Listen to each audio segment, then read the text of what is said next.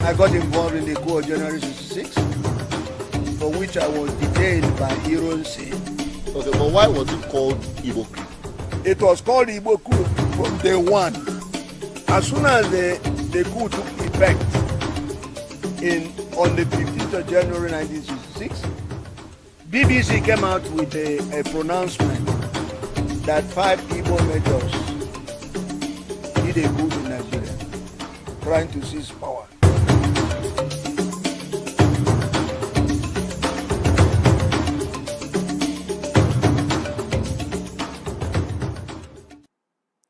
Viewers and subscribers, welcome back again. Good evening to you all, wherever you're watching from. This is BVI Channel 1. We are back again on Matters of Rising.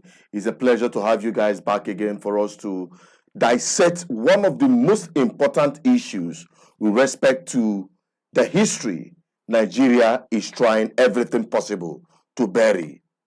Honestly speaking, since after the current trend about the issues about writing books by IBB and the library and the rest of them, a lot of stories had been in place.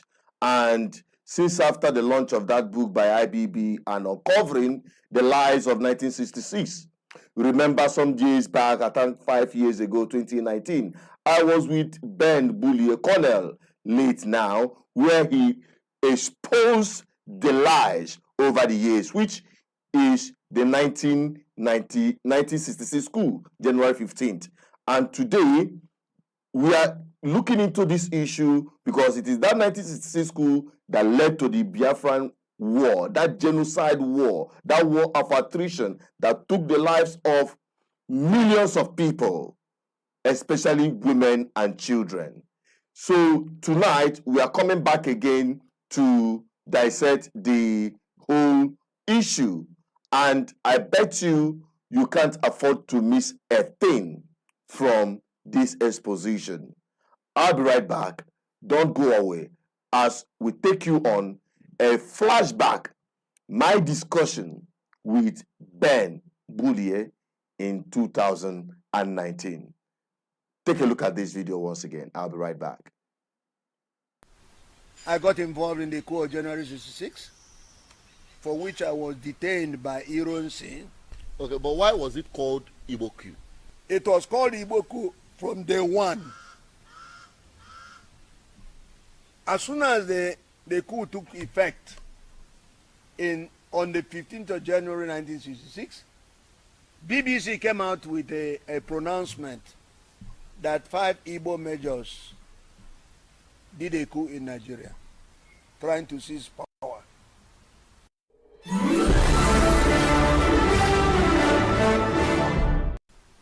I got involved in the coup of January 66, for which I was detained by Ironsi. I was detained in Lagos, Kirikiri, from Kirikiri to all sorts of prisons, including Enugu prison. And by July 1966, I was at Abakaliki prison. I wasn't the only one. We were about 28 of us anyway. So I was detained there. And then there was July coup. Unfortunately, the second coup came in July, end of July. That is after which the emergence of Gawan became a fait accompli. So Ironsi was killed by Northerners who did the July counter coup. Ojukwu, who was the governor of the East, decided that he will release us from prison. So I was released with Nzogu and other people who were not killed by the Northern Turks when they struck in July 1966. Yeah. And that is because we were held in the East. Okay. And typical of,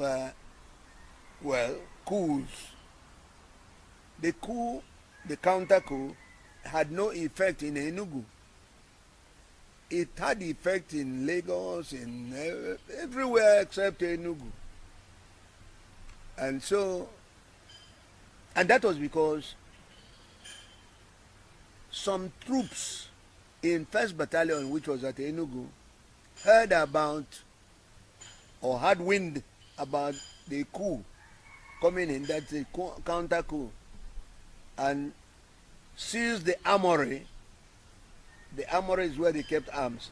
They seized it, and so when Northerners came to take over the armory, they were arrested.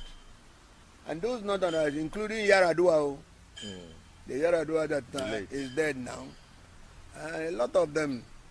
And Ojukwu was consulted because at that time he was hiding in the police headquarters. But eventually he was consulted, and he used those people arrested, those Northerners arrested, as a bargaining chip to get our people who were in the north, who were arrested in the north, released and brought home. Oh. The only thing is that when the Northerners in the east were going home, they were allowed to go home with their personal weapons. Whereas those of our people who were in the north, who were allowed to go, were not allowed to go with their personal weapons. In any case, and they were lucky they had their lives with them. So that's it. After that, then the war came. Gawan, who said to the world there was no basis for unity, fought a war of unity. In fact, brought war of unity to our doorstep.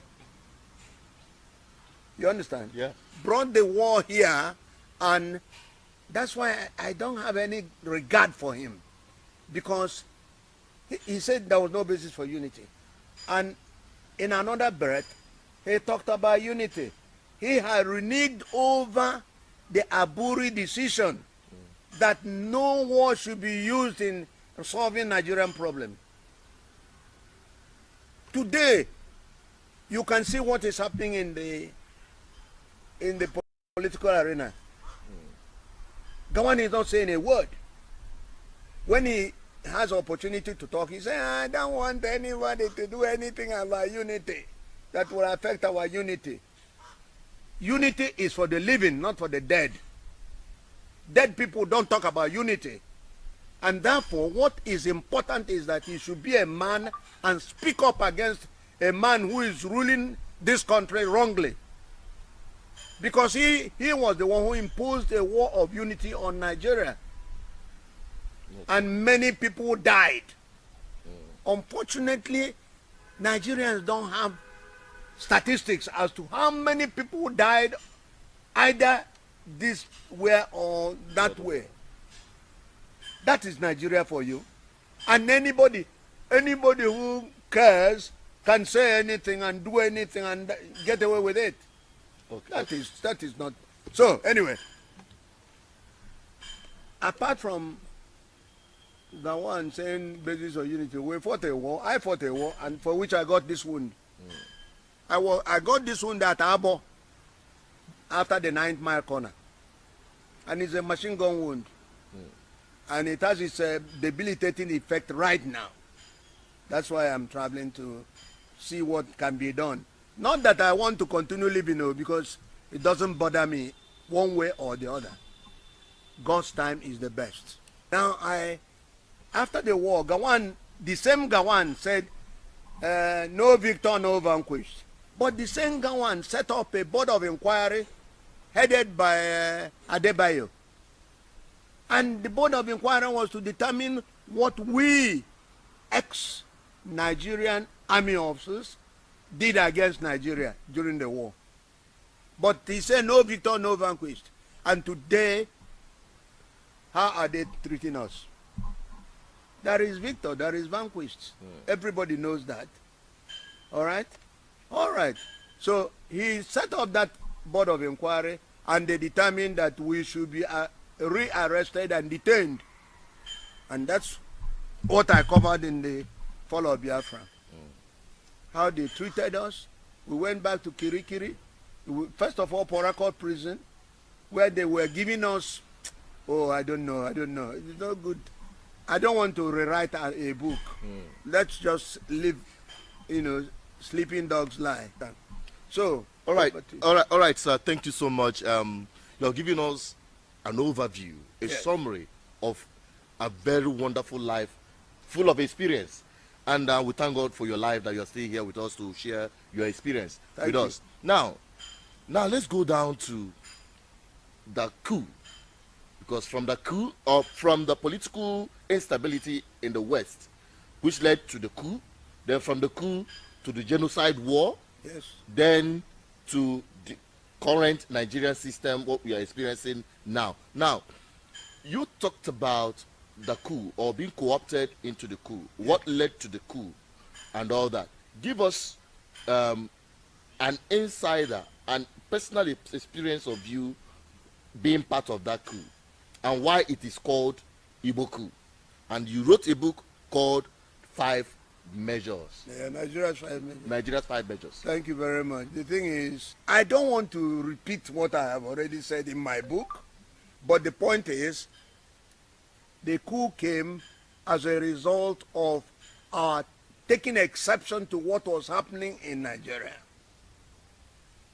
People making nonsense. There's a former governor of the North who wrote lately that Nigeria is ripe for a coup.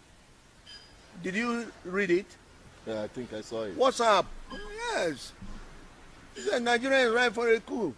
When people come and start messing up other people's lives, because some people are not serious about leadership.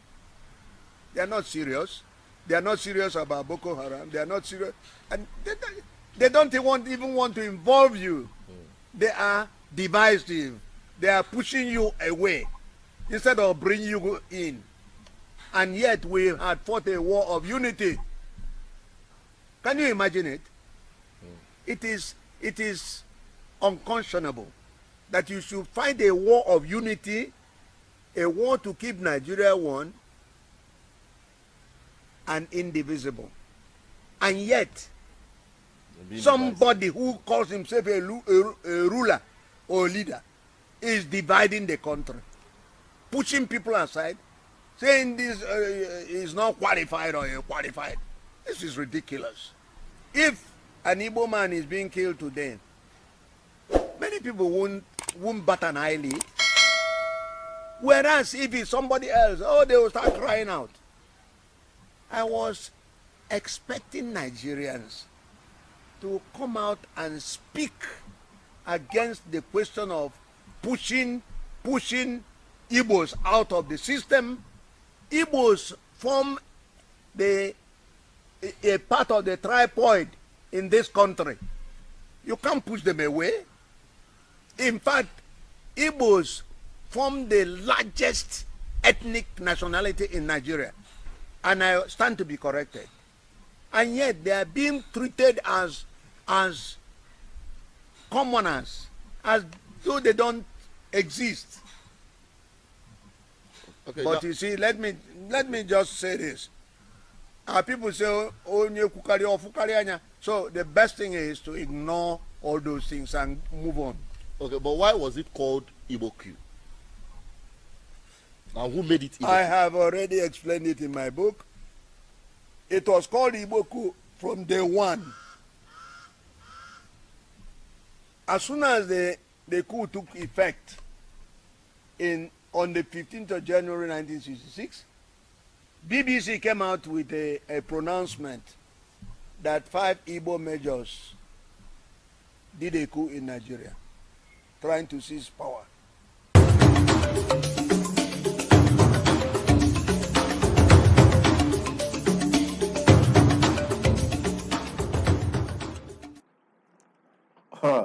What a history. And I believe that some of you will be asking for the full episode. For those of you who have not watched it, just go on our YouTube channel. I would have flashed the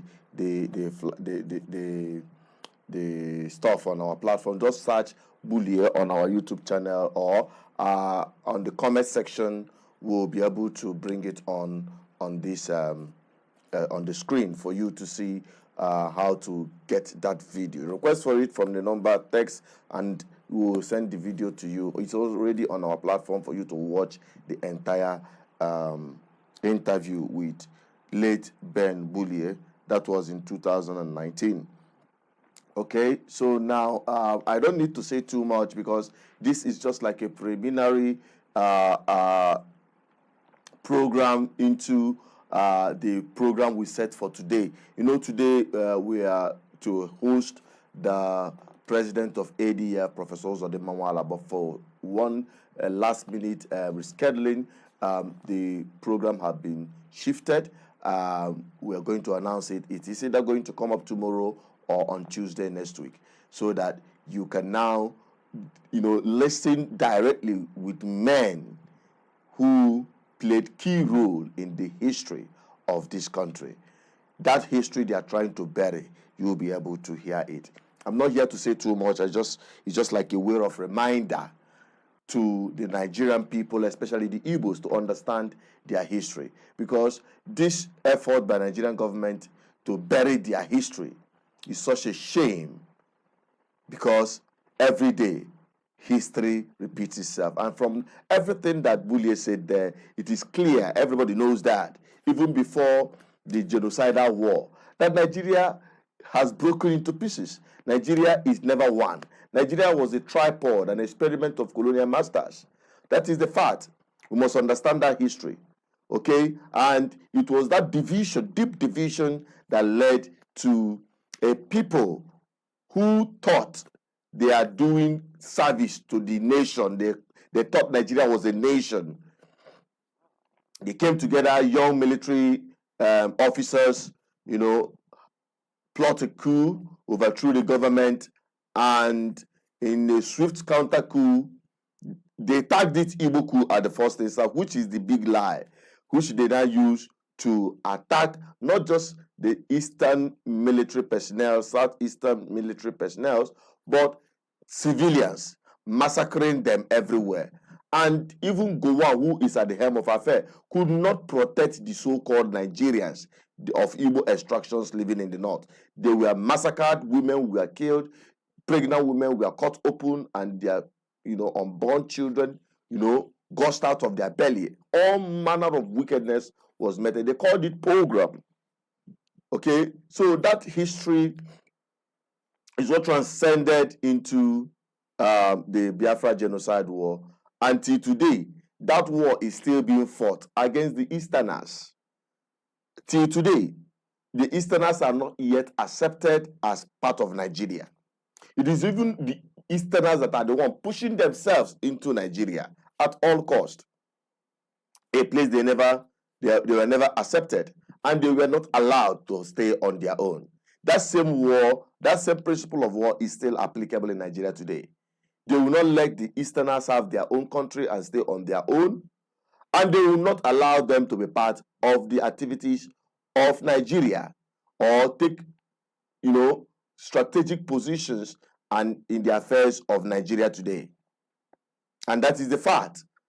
Okay? So we are not here to whip up any ethnic sentiment, but we are here to state the fact the way it is, because this very truth is what will save the entire Nigerian people free from the colonial masters they have today. Nigeria is a British colonial contraption, and today a new set of colonial masters have hijacked it. They are political class, and they are from different parts of Nigeria, and that is why it is even more confusing. Okay, so now I believe you've gotten a glimpse, because I don't want this program to extend beyond 20, 25, 30 minutes. Okay, it's just like a kind of preliminary program to introduce to you the program that will be holding with the president of, or the president emeritus of ADF, Ali Igbo Development Foundation, when they launched the book I think 7 years ago. I was there before Bullier made his own statement. I was also there to interview him. Okay, so to be honest with you, God has given me the opportunity in this service to our people to meet men that matters in history. And I can see I've become part of the history in telling these stories. Let's have your opinion in case you're watching and you want to be part of this conversation. You can call +2348104545533. That's the number here on the screen for us to have this conversation while we hope to come back on the live broadcast where we'll be having the President Emeritus of ADF, Alibo Development Foundation. Okay? So, we appreciate those of you who are already dropping comments. Don't forget this program, we are streaming it live on our YouTube channel, our backup YouTube channel, that is BVI Channel 1 Plus. We encourage you to go there, follow us, and keep sharing this video. Okay. Also, we are live on our Instagram and also live on our Facebook. All you can just do is just to search BVI Channel 1 and you'll be there. Please keep watching, keep liking, keep sharing. Let us have your opinion on this as we continue to open up the history Nigeria is desperately trying to bury at all cost. Okay, we'll take some few minutes to grasp through some of the live commentaries from the video tonight from today's live broadcast. Okay, so once we have your calls coming or your comments, we'll just take it and we'll just end the program, because tonight I don't really want to spend time on the live broadcast today. This is not actually the program we're supposed to do. So the history is playing back again right on our faces, and it's very, very important that each and every one of us understand the role of history in our lives, okay, so that we'll be able to fashion out a way to end this misery called Nigeria. So for IBB to come up to accept the fact that that coup 1966 was not an Igbo coup, there are so many lies that needed to be uncovered, and that is my commitment in this service to humanity. Okay, I will quickly play the video once again, wait for your commentaries to come, and afterwards I will end the program subsequently. If I have your calls, I will take your call. If I don't have your calls, then we'll say good night for today well spent. All right, so let's take a look at that video once again, and when I come back, we'll wrap it up. I got involved in the coup of January 66, for which I was detained by Ironsi. Okay, but why was it called Igbo coup? It was called Igbo coup from day one. As soon as the coup took effect on the 15th of January 19, that 5 Igbo majors did a coup in Nigeria, trying to seize power.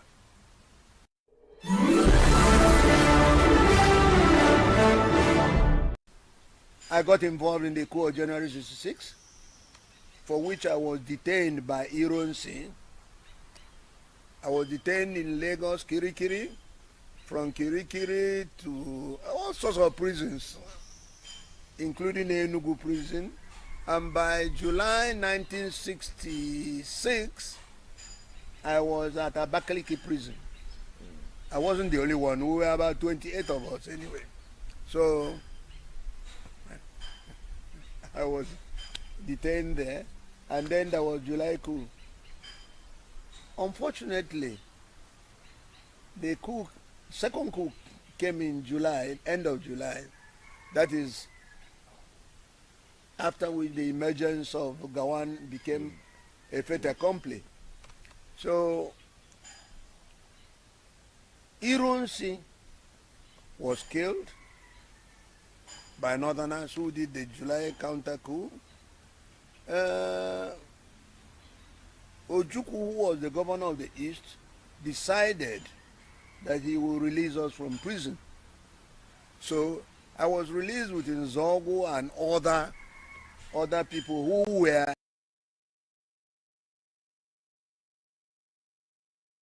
not killed by the Northern Thugs when they struck in July 1966. Yeah.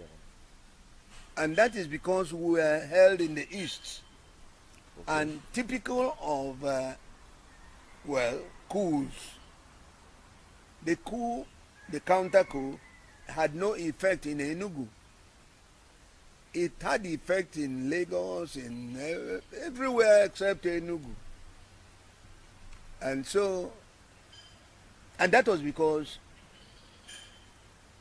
some troops in 1st Battalion, which was at Enugu, heard about or had wind about the coup coming in, that's the counter coup, and seized the armory.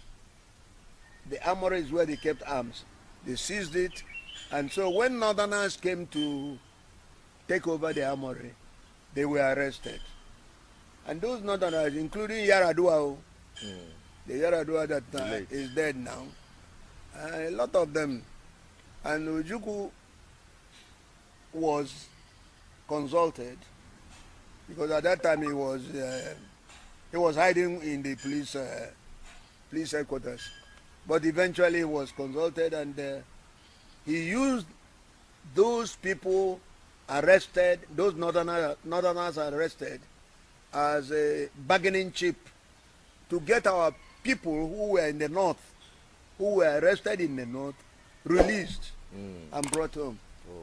The only thing is that when the Northerners in the east were going home, they were allowed to go home with their personal weapons, whereas those of our people who were in the north.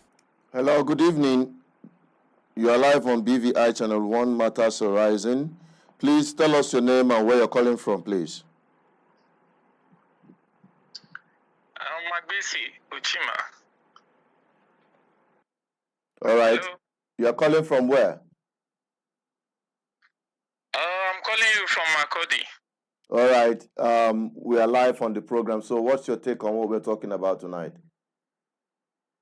Kai, I really enjoy your show, and I really want to tell you to keep it up. Thank you. My own perception about everything about IBB's book and what happened to the Igbo people, my own take is that there should be no going back on Biafra. That's just my own take. We can say, okay, Nigeria will work. I bet you the sentiment will still remain the same. I don't know when it will change. I can't even say it's going to change. So the best thing is to be focused that, okay, there'll be a policy, either will become a confederated state where everybody will have their own region and have their own regional head that will only come and meet at the center. An agreement will be based on that only 20% of any resources that is coming from that area should go to the center. If not anything go to the central. If not anything like that, it's just for Igbo people to have their Biafra. And those nationalities that want to join the Igbo people are free to join. That's just the only thing. If not, if we continue saying that Nigeria is going to work, I bet you there are a lot of demons that their minds will never change from their bigotry heart of what they intend for Nigeria to be or what they want Nigeria to be. They don't even see themselves as Nigeria in the first place. Majority of them, they have this mindset that any little thing they're already judging. If you read Babangida's book, you know that yes, that sentiment right from then up till now is still there. And it's something that I'm telling you, it will be very difficult for it to erase from their heart. So there's no need of us trying to mend something that is not possible to mend. For us to become a country, or for any country to even be a country, there must be that national interest. Why do you want a country to be down? You are bringing people from outside, from maybe Mali, different nations. Just even looking to those people, for those people to be better off than people that you people are in the same contraption called Nigeria. It's a very sad story, and it's a very, very sad story. It's something that it's only God that can give maybe the Igbo people the grace to have that forgiving heart. If not, all the perpetrators in real sense, if it's any sensible country, some people have to be brought to book and they will be judged. Not to even start saying that you want to one of them with a library or build their statue or anything, but to be a big shame, and a big apology have to be made nationwide, and the day have to be declared. But the day in which they have to say, okay, just as they are declaring a day for Abiola, they have to declare a day like one of the Igbo people to say we are greatly sorry. But to me, that is not enough. It's already too late. Okay. That's my own perception of this whole thing. All right. Thank you very much for your submission. Yes, we should slow down a little bit of preaching too much national unity, because it depends on what we are seeing from. If we do not push, I bet you these Hausa people, many of them are raising their own opinion about they want to break from the flag. They will never start raising or start thinking of such position. We should be firm on it. Whatever that needs to be firm, let it be firm. No need of being afraid of any other person. We all have blood. We all have one life. So whatever I want to say, let's say it openly, and let's just be open to what we really want. No need of over preaching for one kind of unity that we know that yes, the other people are preaching what, they will continue preaching unity. We are not cowards. So we should slow a little bit back, because honestly, reading the book alone, I just try to put myself in that light. Even knowing that children are hungry and you're still bombing. No, it's too much. Now, looking at the fact that most of these guys that play this role in plunging Nigeria into this today are passing on. They are now much older, and the remaining part of them are still clinging to power. Is there any hope for other Nigerians to change narrative? The only hope that we can have for Nigeria to be is when the Hausa people become liberated from maybe the colonialism of the Fulani. Because the Hausa, if you look at there are three major places: the Hausa, the Nupe people, and the Yoruba people of Kwara, in which all of their heads are Fulani. The Nupe people, Fulani, are the one ruling them for almost going to 200 years now. The same thing with the Yoruba people of the Kwara. It is Fulani people that are ruling them. The same thing with the Hausa people all over, especially the Hausa is the worst, because majority of the people begging street. You never see any other tribe giving birth. They only tell them continue giving birth. Don't even try to as much as possible to slow down and giving birth. Just marry and continue giving birth. But with this type of perception and everything, at the end of the poverty is so high. Definitely, we should start preaching that okay, this country, something should be done. It's either we separate or we become a confederation state where every region have their autonomy. They only just come to the center to deliberate. I agree with you. That is the irreducible minimum. I agree with you totally, my brother. Thank you so much, Daniel. If we do not start preaching on this strong stand, I bet you these Hausa people, they will not be ready to repent. The only reason why the Hausa people are still talking good is because they know that yes, they are still with the Fulani. Leave them with the Fulani 2 days, I bet you they will start crying, and there will be a revolution within the Hausa Fulani. I'm not lying to you. The only reason why they are still there is because of the Nigeria that is still together. And the only reason why we, the Benue people, we are still here about Nigeria is because the Biafra people are still there. If the Biafra people are not here, I bet you, Benue people start clamoring for independence even before the Biafra people. If you read this book, you will hear about the thief crisis and Benue crisis, all these crises there. Because the Benue people, right from the one, we know that yes, the Fulani people against us for killing Usman Dan Fodio. It's always there in blood. So these are some of the reasons. We should stop over preaching the unity. We should start calling for policies that will make the regions to be much more strong. And I always pray that the Igbo people will have seaport. If we have seaport, before you know, use the development and cargo airport that will be coming to East. You say that East will even be more powerful than even the Lagos that we are shouting of today. Because they don't have natural gas and everything. What do they need? They have good farmlands. So they don't need anything from anywhere. I bet you, until the Igbo people start preaching in one voice, all the Igbo people start coming together, forgetting to bow down to any other person. Be proud of your heritage. You discover that we, the smaller tribes, will start moving towards that direction, because we know that 97% of the Igbo people are Christians and do not just slaughter us any day they wake up. I bet you the middle belt, everybody will go towards the Igbo, and before you know, we'll have our own country. I'm not lying to you, the referendum, you notice it. Because even the war, the civil war, if you watch it very well, you're just as a particular region killing the Igbo people or moving emotion against the Igbo people, because they were able to capture power and they were able to capture the machinery of the military of the country. So that's what happened during the civil war, even right from reading his book and everything. I wouldn't want to dwell much, but we should stop over preaching national peace. And I'll pray that the Igbo people start preaching in one voice, knowing that smaller tribes or minority tribes, almost about 200 and something tribes, are with them, even up to Abuja. Especially the Bari people. The Bari people have been so marginalized in Abuja, and they are wishing, always praying that any day that this country is separate. I bet you they are also following the middle belt. Down to some of the other tribes in Nasarawa, just that one is too much. Down to almost Adama, Salam part of Adama, up to a little bit of Taraba, because it's not all Taraba that we want to say, okay, they are going to join the middle belt, because they have their own perception a little bit. But I bet people should start speaking with one voice and forget if they're benefiting anything from federal government, especially their governors. They should start speaking with one voice and they'll discover that even the Hausa people will start begging. Because the reason why the Hausa people and all these other tribes that are saying all these things, they are still in this contraction, is because the Igbo people are still speaking, and the Igbo people are the only reason why this country is still like the Yoruba. If Igbo people leave, the Yoruba people start declaring their independence too.